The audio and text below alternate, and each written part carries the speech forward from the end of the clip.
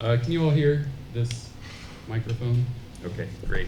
So first of all, thank you all for coming today. Like Andy said, this program, which is called Alternate Currents, is designed to bring big national and international issues around the arts down to a local level. And we do that a few different ways, the first of which is on our blog, which I encourage you all to take a peek at if you haven't already.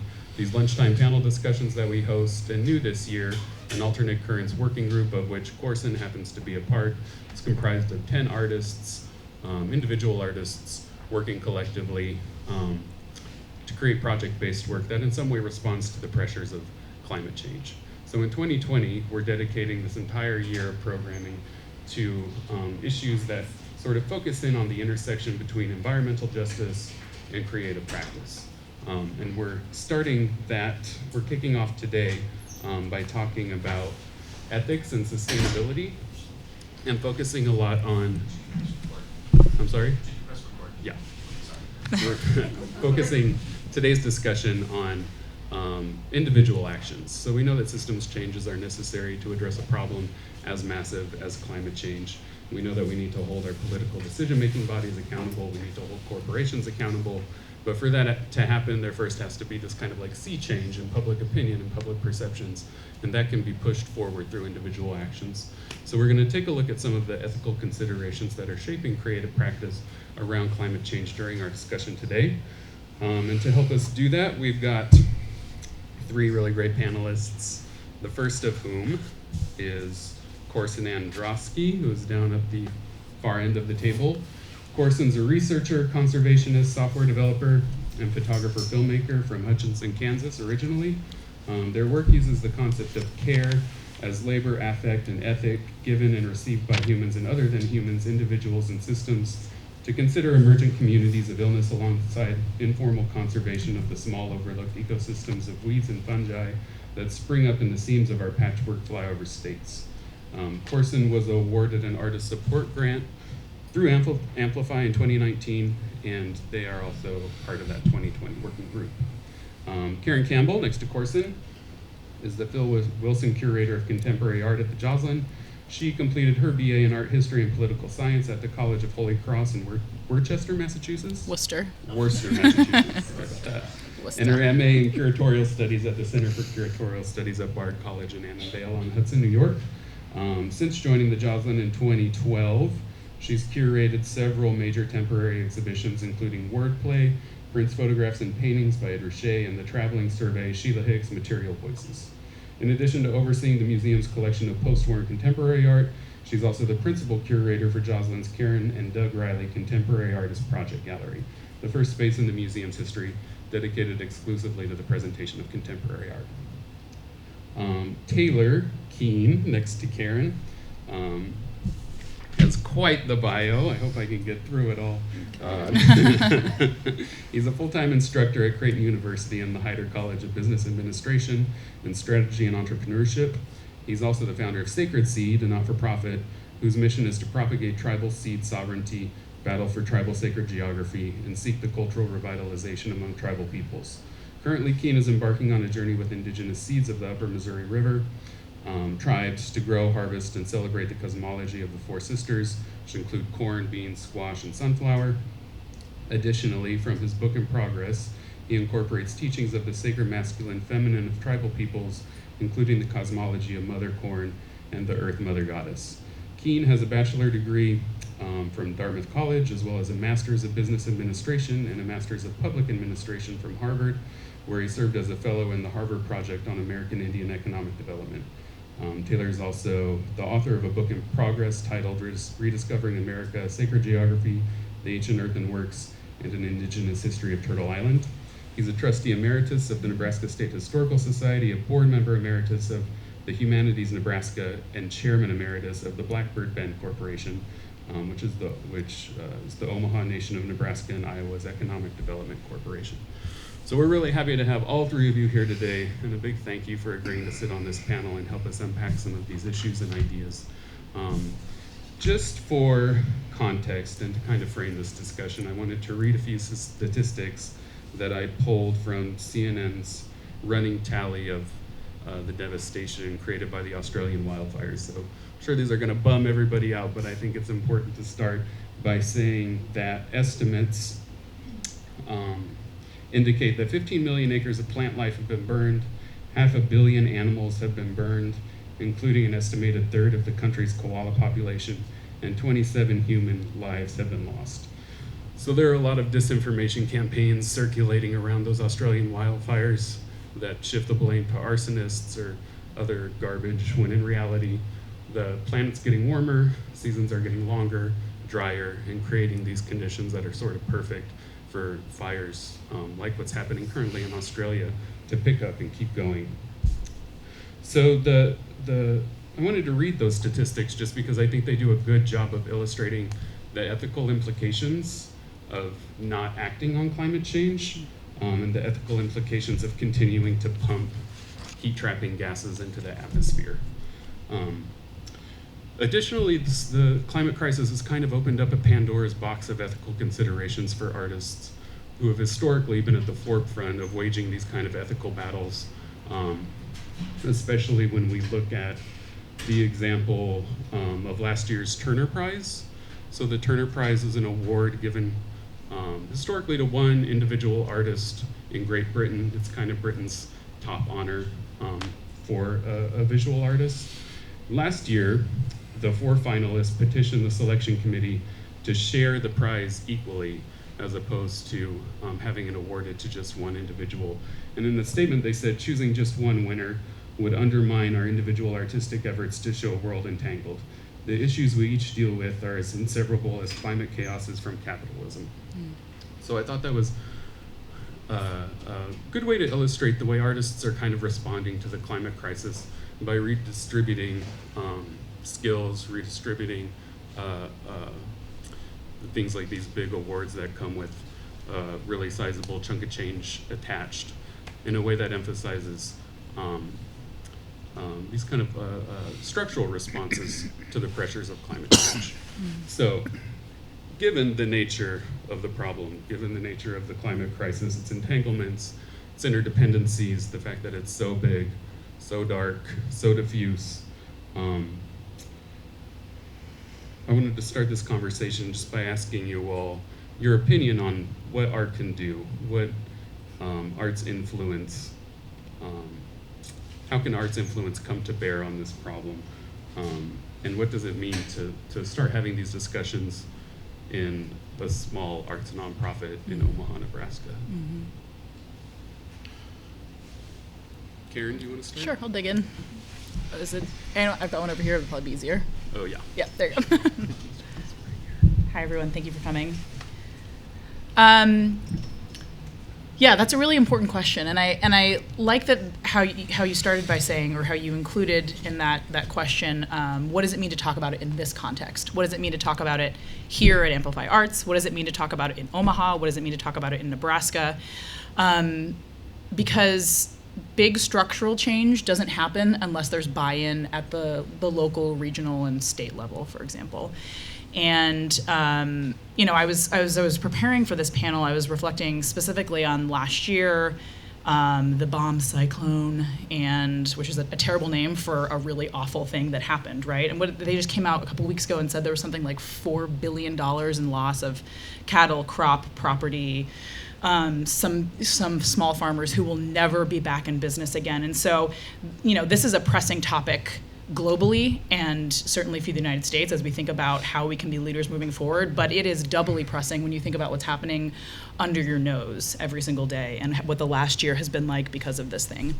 And so, I think that to pivot back then to the arts, the arts are a place where some of these conversations can start to unfold, first of all, in I hate the phrase safe setting, but in a space where we know that there's going to be productive conversation happening. It's not an echo chamber.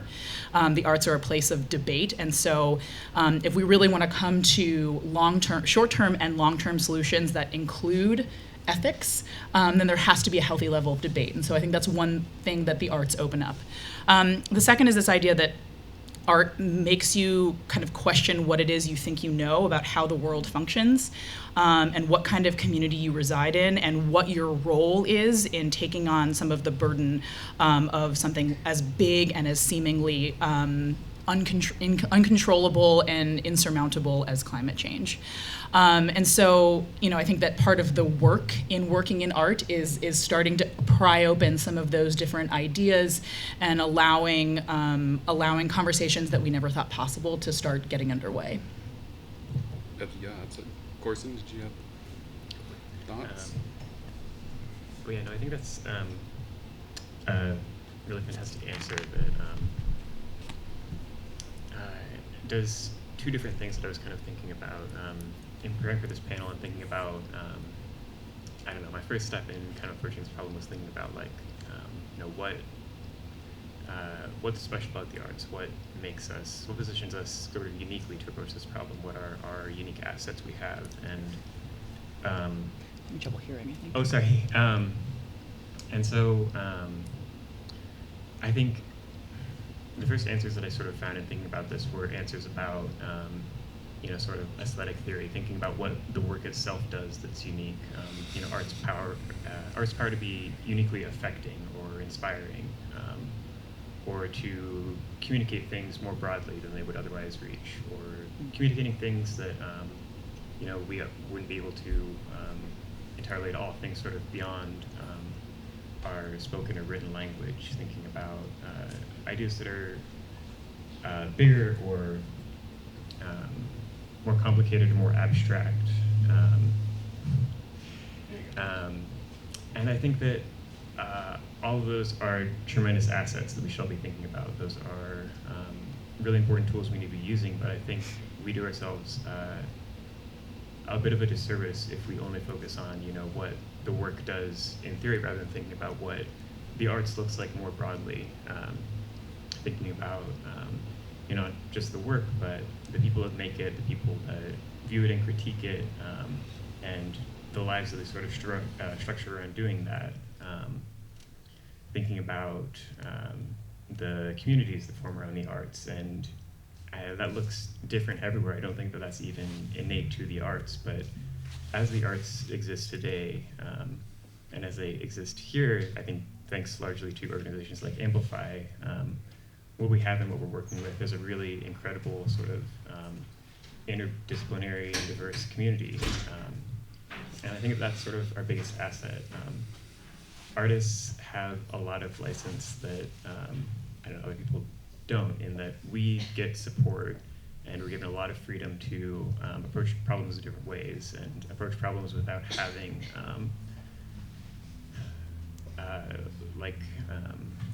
an end goal or even a product in mind when we're approaching these problems. And I think that gives us a lot of flexibility that other people approaching climate change don't. Scientific research especially is really beholden to funding, and I know a lot of really fantastic, incredible people who just can't do the work that they think needs to be done because there's not money in it. And when we're in a community like this where we have both the interpersonal support, the financial support, the people just showing up for conversations like this, I think that is maybe the biggest asset we have right now in the arts. Taylor, did you have thoughts? Well, I consider myself a practitioner and not an artist, although I am beholden to the beauty of the earth, for sure. It's hard to ignore the pain of Mother Earth right now. And sadly, through all of my work and research, this is probably not the first time that has happened before.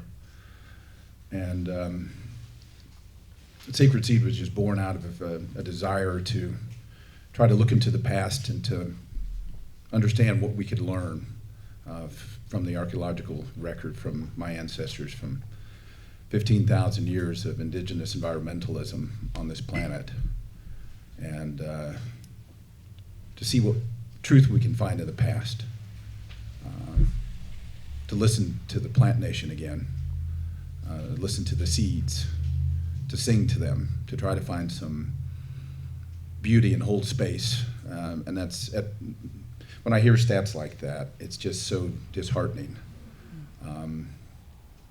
One of the bright lights in my world was the late John Trudell, Santi. He was actually born here in Omaha.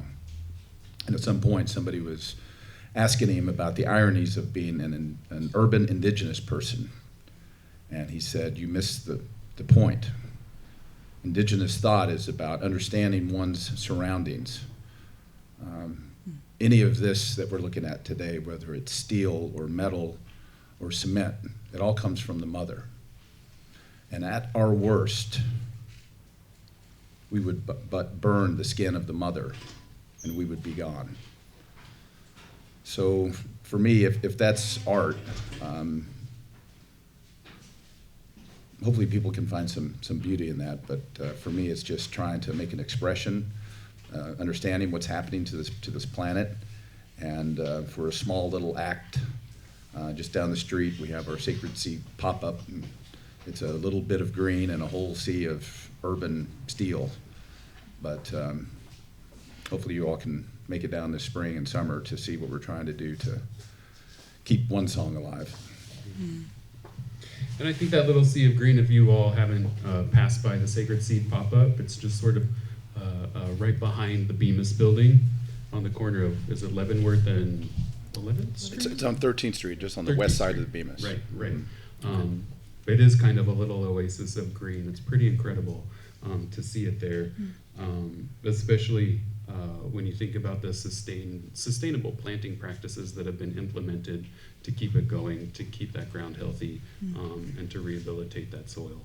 Sustainability, I think, is kind of becoming a slippery term in a lot of ways, especially with the emergence of the new green economy that emphasizes things like green household cleaners or laundry detergents or any of that other stuff that becomes kind of this mechanism to package and sell products, as opposed to moving toward these bigger structural changes that corporations can help affect.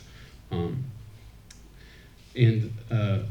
was curious to know how you all, in your respective creative practices, whether it be photo and video, a curatorial practice, a writing practice, how you define sustainability, how you look at sustainability in relationship to social responsibility, and whether or not that's shaped or changed your practices in any significant way. Do you want to start? Corson, you want to take it? Sure, yeah. So this was a really interesting question to receive, because I think I had kind of been scared off from the word sustainability entirely, and thinking about my practice, just because it has been so frequently and so easily misappropriated. And in thinking about why that might be, I don't know, there were a couple things that I sort of thought about what sustainability has come to mean through all this appropriation, and maybe one of the best brief summaries is that it has meant, making change without making any real sacrifices. I think that so often when we talk about green products or green innovation, the sustainability that is easy and doesn't really challenge the way that we consume, there's always a promise of not having to make any actual sacrifices or do any real introspection. It's just the same thing, but sustainable. And often it's not. I mean, I'm trying to think. Yeah, I mean, so do people know what we mean when we're talking about the slippage with sustainability, like things that are marketed as green but are very much not? Is this, do people, do any of the panelists have like examples of this in mind in particular? Overall, I'm very aware of anything that is greenwashing, is what I call it. Self-congratulatory perspectives, taking advantage of cause-based marketing. I would add, just when I hear these questions, I revert back to my tribal teachings, and as a business professor, I understand that economics is a part of life, and we as human beings think we need lots of things, and that's what's behind all of this. And so for me, it's I revert back to our tribal teachings. There's the law of orders, and the law of orders says that for there to be harmony on this planet, that the plant nation needs to be first in priority. The animal nation is second to them, for they depend upon the plants. And the most special of all the orders is us, and we must be tertiary to the other two. For if we put ourselves in dominion, which is what Genesis says to do, our teachings say we'll but destroy ourselves. So that's what sustainability means to me. Can I address the having of lots of things? Because I come from an institution that has a lot of things, right?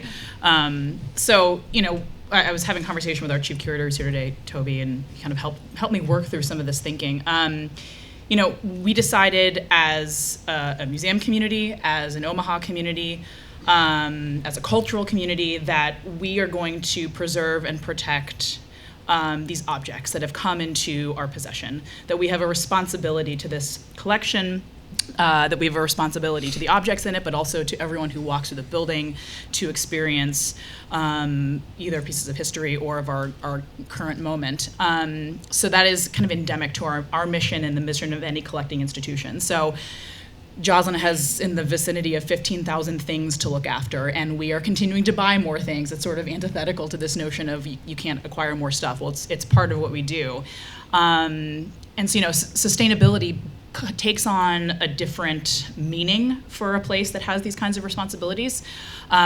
So our number one priority is to make sure that these things exist in perpetuity. Well, what does that require? It requires really strict humidity control. It requires heating and cooling, the likes of which would, sink any household. I mean, this is a giant building with lots of stuff and lots of cavernous spaces, and how do you make sure these things have lives beyond you? So a lot of our resources, time, and energy goes to maintaining the collection and maintaining the perfect temperature and the perfect humidity, right? There is a conversation happening within the museum community about how can we be more responsible with this moving forward from an environmental standpoint. Are there any standards that could be relaxed? What is this kind of safe zone for making sure these things are still protected, but we can also fulfill a responsibility to the environment. And for a place like Joslyn, we're lucky in that we're a small enough machine that we can implement some smaller steps, but we're a big enough machine that we have to commit to those little steps in order for the big structural stuff to work. So for us, it started with simple things like, hey, turn off the lights when you leave the bathroom. Like, you wouldn't believe how hard it is in a big building to get every single person to turn off the lights when they leave the bathroom, right? But that is something that is moving in the direction of reducing our carbon footprint. We did a collaboration with Verdis Group, part of their Strive for Zero, to reduce our waste. That was as simple as putting those orange bags in the building, right? Like, these are the little things that when you start to piece them together lead toward the goal of carbon neutrality, although in reality, let's be honest, it's a not realistic goal to be completely carbon neutral for a museum. But you can still strive in that direction and think about what are the smaller changes that can be implemented on a day-to-day basis. Hmm. Did you have something to add to that, Corson? Before we move on to the next question, or?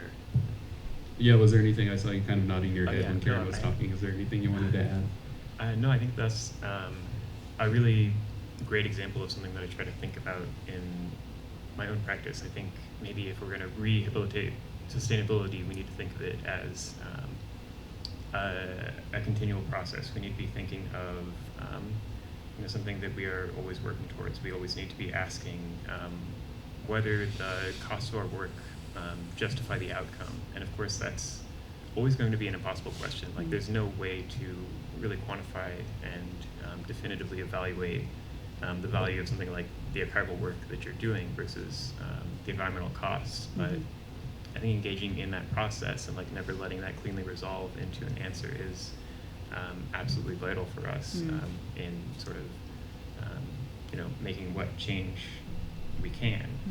I think,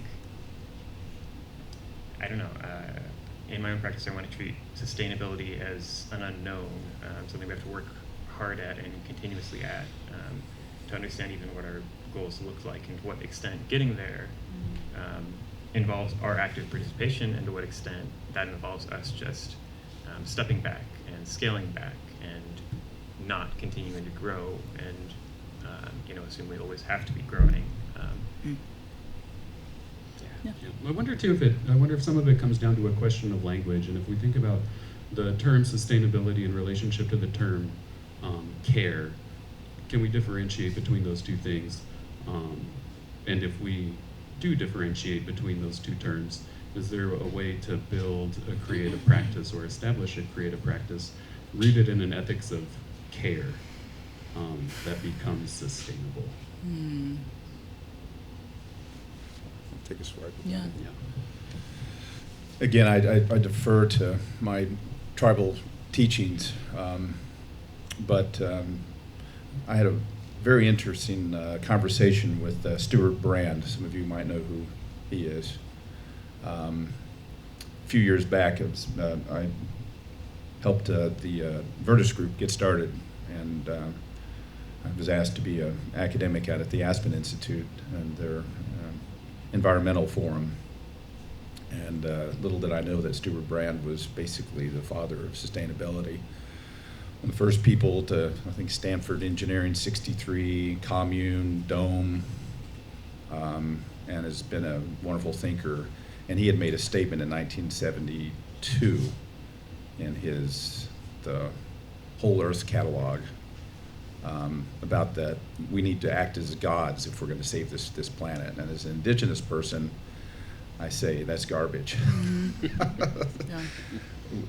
Indigenous people, we lived in harmony on this continent for 15,000 years.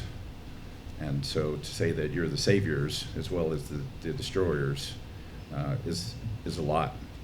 But the theme was stewardship versus dominion. And at the time, we said it's not dominion, it should be stewardship. But I've learned from our teachings and our elders that really the way that we need to frame this whole thing is that we're not all that as human beings.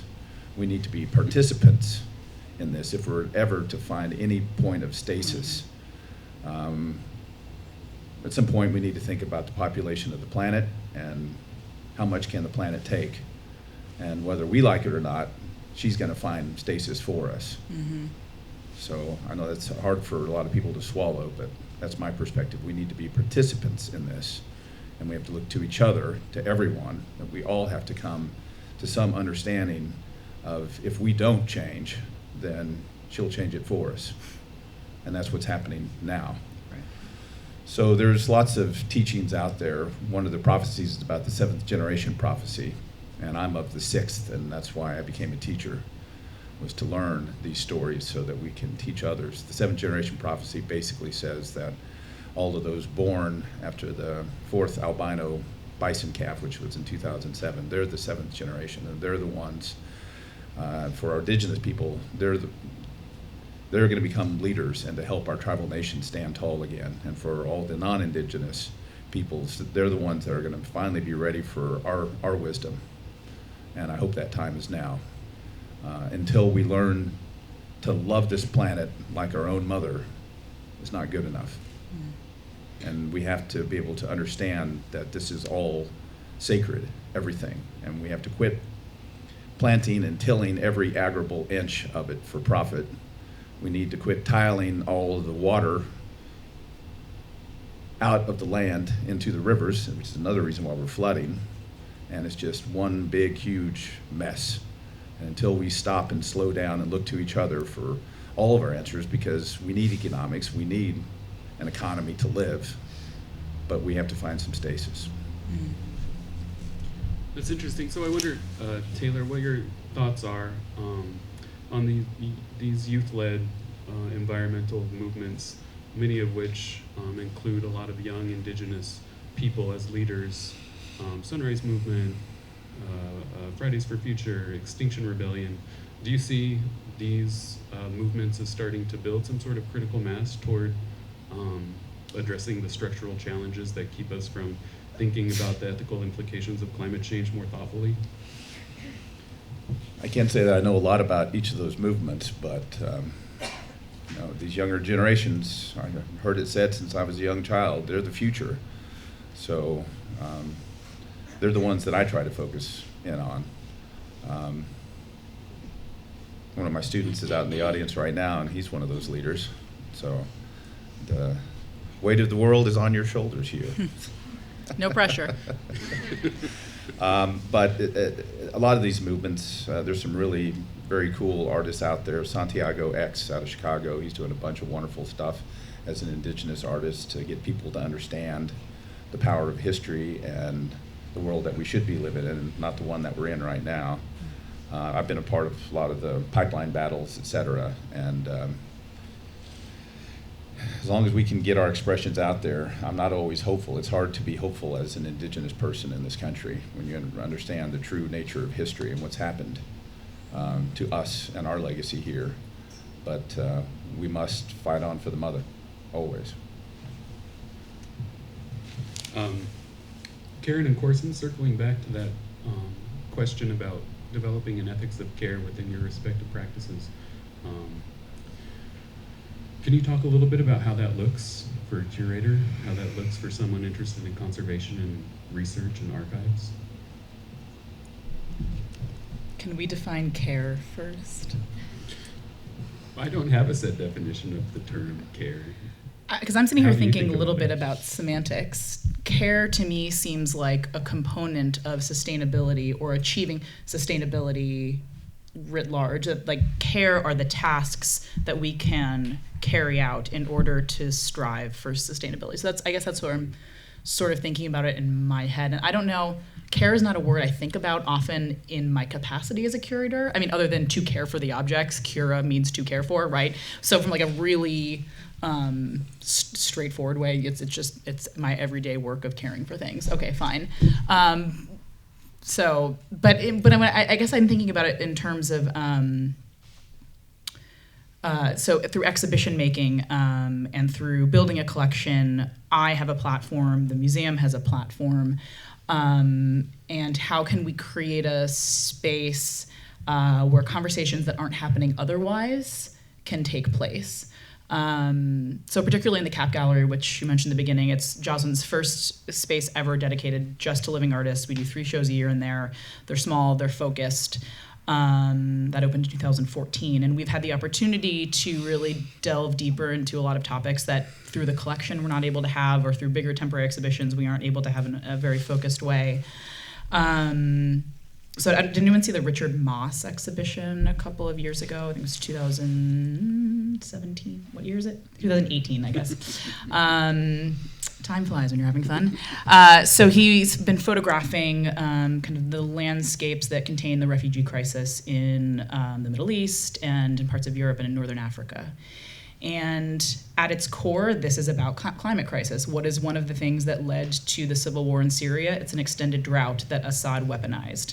And it led millions and millions of people, half of Syria's pre-war population, evacuated the country during the civil war, and it's continuing to happen. So it's like I talked early on about kind of prying open the spaces for those conversations. We might talk about the refugee crisis here. It's maybe not impacting us as directly, even though we are sort of a sanctuary city and we're bringing in a lot of refugees. But it's easy to kind of distance yourself from it, and to then be able to have these conversations and kind of push them to the forefront of what we're talking about and thinking about as a city. I think I've really deviated from the question, but I maybe I don't have a great answer to the question of care, but that's sort of where that question led me to in thinking about what role we can play as a museum. Yeah, absolutely.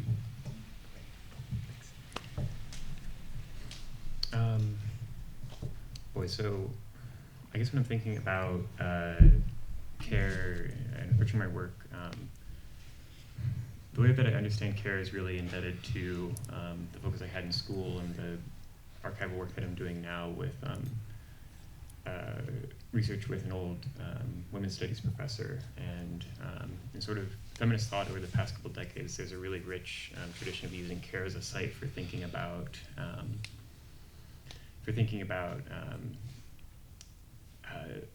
women's labor and what that looks like. And there's kind of been, I'm trying to remember her last name so that I can say this correctly. There's a book, Matters of Care, that does a really great job of sort of summarizing this legacy and thinks about the sort of 3 dimensions to care.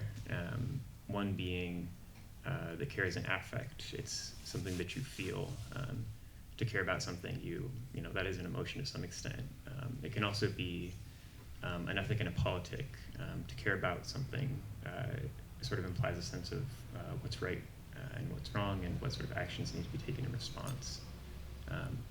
And then another dimension to this is care is labor. It's work, and it's something that has to be done. And I think that that really rich definition is like stands like in very stark contrast to sustainability.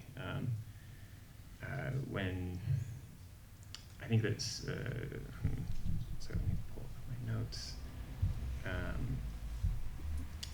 I think that care is not instrumental in the same way that sustainability so often is, which will generally focus on one quantifiable measure like carbon emissions, and focus very deeply on that.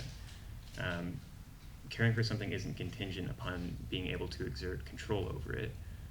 It's reciprocal in a way. It's, you know, care is always mutual to some extent.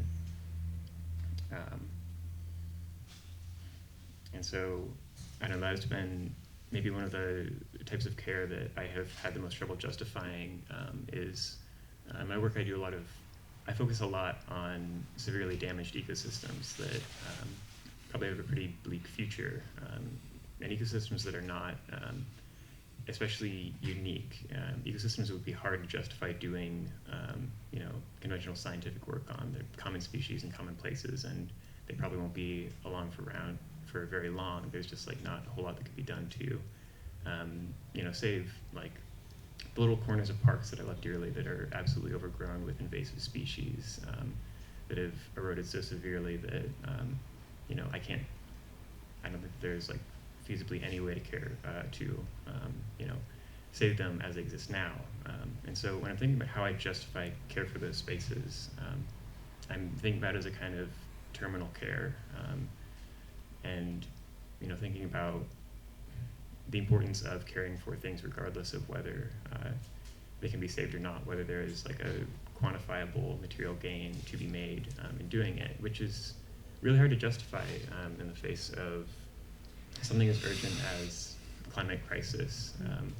We need to, you know, act big and act fast, but I think that we also need to really have a deep understanding of the harm that we're doing, and I don't think that we do right now in any sense. I think most people would really struggle to say what climate change looks like in their backyard, and, you know, what's going to be lost. I have a really deep fear that you know, most of this harm will never be accounted for, and we won't really ever understand the peculiarity or the particularities of what we're losing, and I think that's absolutely vital if we're going to meaningfully address climate change and, you know, prevent it from happening again.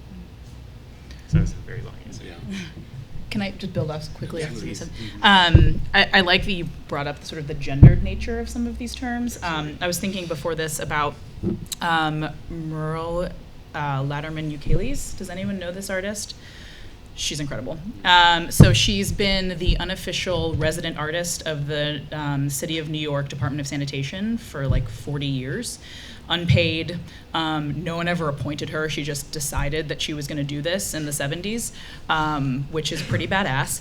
And she talked, so she had a bunch of kind of exhibition proposals which didn't come to fruition at the time, but she talked a lot about the difference between development, which is this creation of new things and kind of taking the next steps forward, and then maintenance, which is making sure that those things, once they're put into place, are actually enacted in a sustainable, long-term kind of way.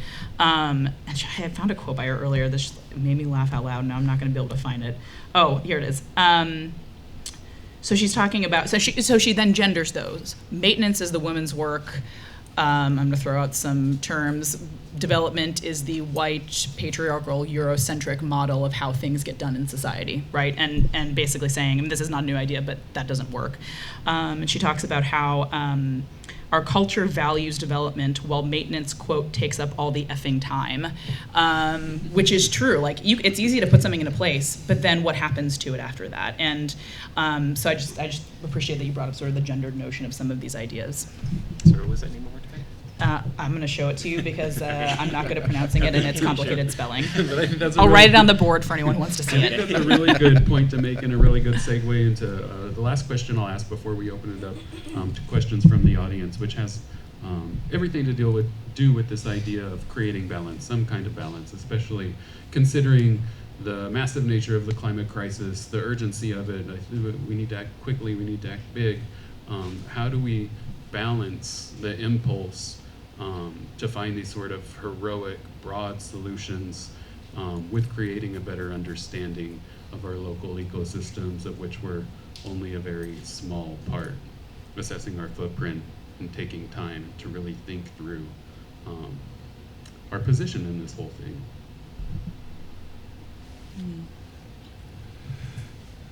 All I know in the end is that I have to be responsible for my own actions. And so, as much as possible, I've just tried to make a conscious effort that includes Sacred Seed and the pop-up and my own life to simplify, minimalize as much as possible. Don't need the big 2-story house. I can get a smaller place. I can get rid of a bunch of stuff. I can give things away. I can wear a few things a lot. And amidst all of this chaos and mess that I see in the world and Mother Earth crying and hurting, that's all I can do. And I find a lot of solace in that. And I find a lot of solace by putting my hands into the soil and planting and understanding the seasons and the cycles, the power of fire, the power of water, for the sacred masculine and feminine. I look back to the grandfathers and the grandmothers.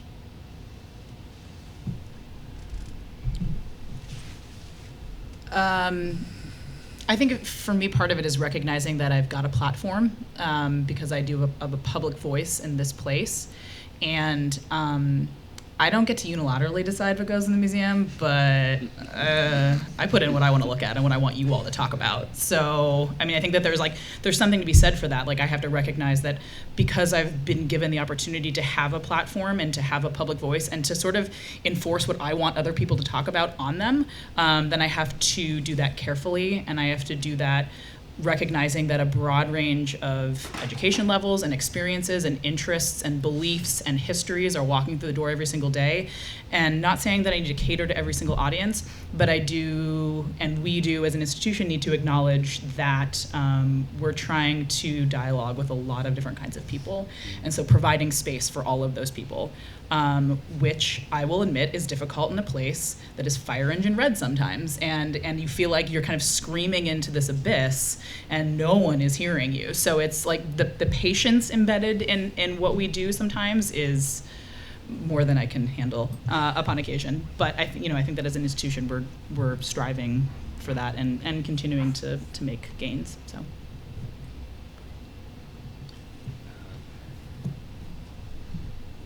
I guess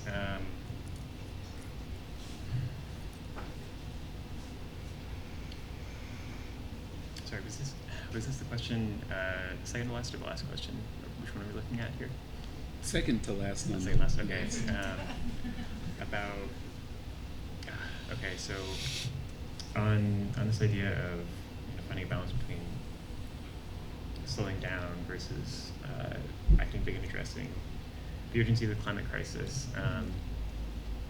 I mean, I talked a little bit about what that looks specifically in my work, but like for people who may not be interested in spending a lot of time with invasive weeds, I think maybe if I could talk more generally, I would say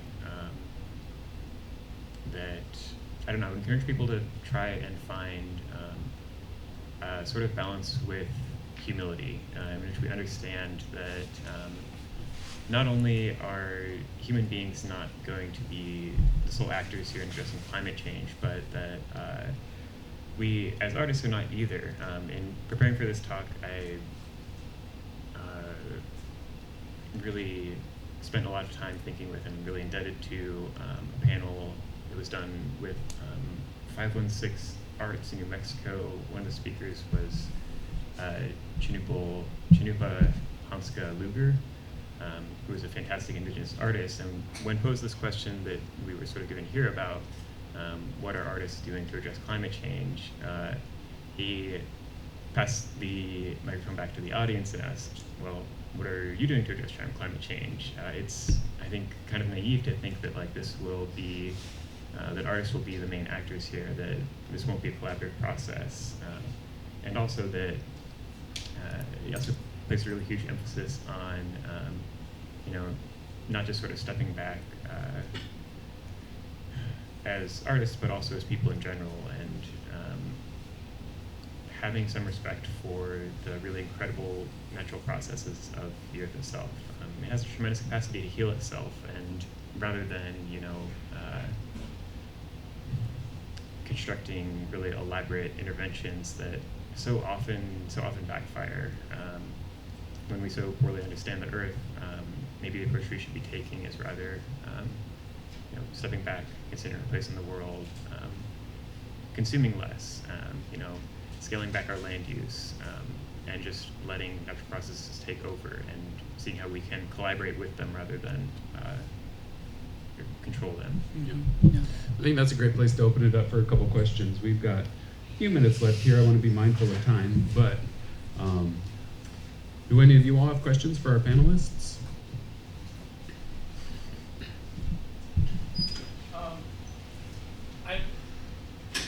I agree that we all have to be responsible for our own actions in our own spaces and our own help in any way that we can individually. I've always struggled a little bit with the best way for me to do that in my own practice, as I think we all do, or that we all should think about. In my work as a furniture maker, there's been 10 years ago, there was this big push about bamboo plywood. Let's use bamboo plywood because bamboo grows, we can grow the material in 4 years instead of 40 years, and it's better for the land and all this stuff. But then on the other hand, you've got to take all that material and machine it into something flat, and then you have to ship it from California to New York. You've got to, there's an incredible amount of cost and like fuel and energy used to make this transformation.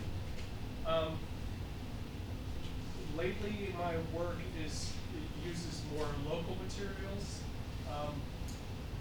local hardwoods, and it's shipped from not very far away. But then on the other hand, I'm producing it all at a very small scale, which we all know is inefficient. And there's got to be some ways in which large-scale manufacturing is more efficient of processes and things. So I struggle with justifying to myself, how can I make this work sustainably? Are we, as artists and as small producers, are we doing the right thing? I mean, how do we know? There are so many different factors that go into it that I just sort of throw up my hands and just hope that what I'm doing is the best I can do. Keep up the good work, brother. I think you bring up a really important point, and that's the hypocrisy of the green movement overall. I think everyone's looking for a Hail Mary, and there's very few Hail Marys out there, other than the fact that, can we be conscious about all of our choices? I mean, your example is perfect. Do I drive an electric car? No, but I can go through all of the financial modeling and explain why it's not efficient for me. But for you to think about those choices, I think that's what we can all do. First, personal responsibility. We need to feed the world. it's our desire to grow as human beings, and we're not going to get around that. But we can take personal accountability and responsibility for all those choices. For me, it's as simple as, if I'm going to consume wood, well, then plant some trees. Hopefully that's going to work out for us. So if we can each just think about our choices and try to think as holistically as possible about it, not get too pious, but understand that, you know, economics drives the world, and we're a part of it, and we have accountability for our own actions. But I applaud your thinking there. Thank you.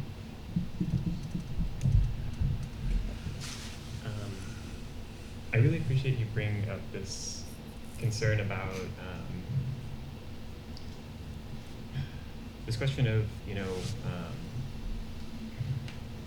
the relative inefficiency of, you know, a small practice like yours versus industrial manufacturing to meet a basic human need. I think is like a really crucial concern, something we need to think hard about. This is something that kind of came up for me in thinking about land use and thinking about the fact that we are in the middle of what is probably functionally the largest continual monoculture in the universe to ever exist here in the United States. It spans up and down the continent. You know, the entire Midwest is a big cornfield with some, you know, wheat and soybeans on the ends of that, and that seems like an absolute tragedy. We've absolutely destroyed our native ecosystems, and there is almost nothing of the prairie left. At the same time, we have a world full of people to feed, and in thinking about another aspect of greenwashing we haven't really touched on is, you know, sort of the sort of human costs, the eco-fascism that can emerge when we're thinking about making the, I don't know, something that is often cast as green. I know human atrocities can very easily be cast as green in this ethos, thinking about like recently the displacement of millions of indigenous peoples in India by conservation movements to protect the forests, ostensibly. That's simply not, I think that's simply not the case, but and so that made me, you know, think long and hard about what scaling back these monocultures would mean. And I think through the research that I did on these, I eventually found that, like,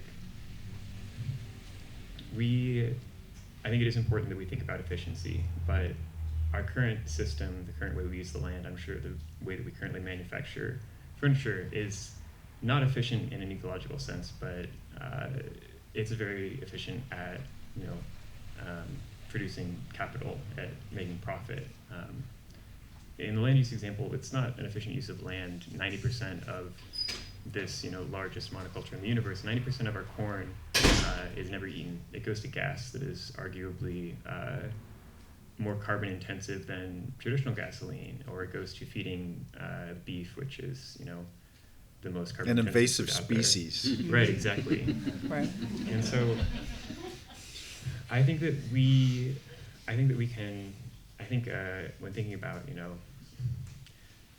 efficiency, thinking about to what extent these big investments in, you know, large land use projects, in costly technologies, we need to be thinking about efficiency, not just in terms of, you know, not just in terms of the assumption that what we're doing now is the most efficient, but in terms of, like, what else is possible. Efficiency in other terms. I'm just repeating myself at this point. But yeah.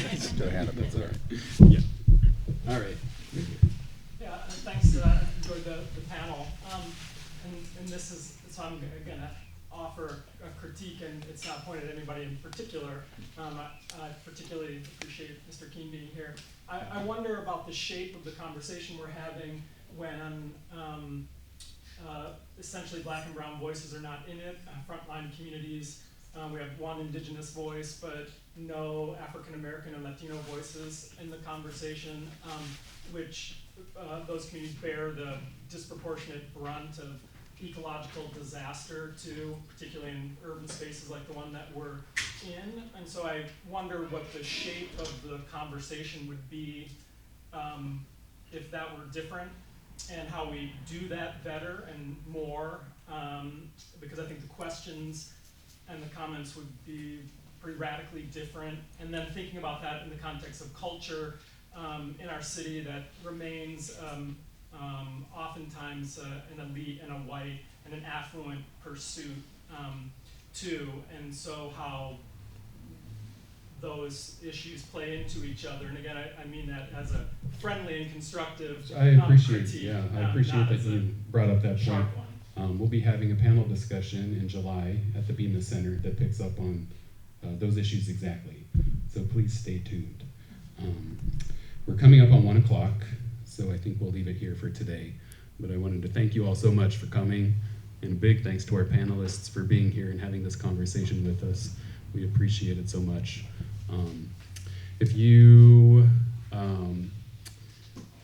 So we'll be posting a recap of this discussion on the blog, probably in a week or so. So if you want to revisit some of this conversation, please feel free to do so there. Our next panel discussion is scheduled for March 20th, and we'll be talking about institutional responsibility and moving toward carbon neutrality. So we hope that you'll all come back for that one, and thank you again.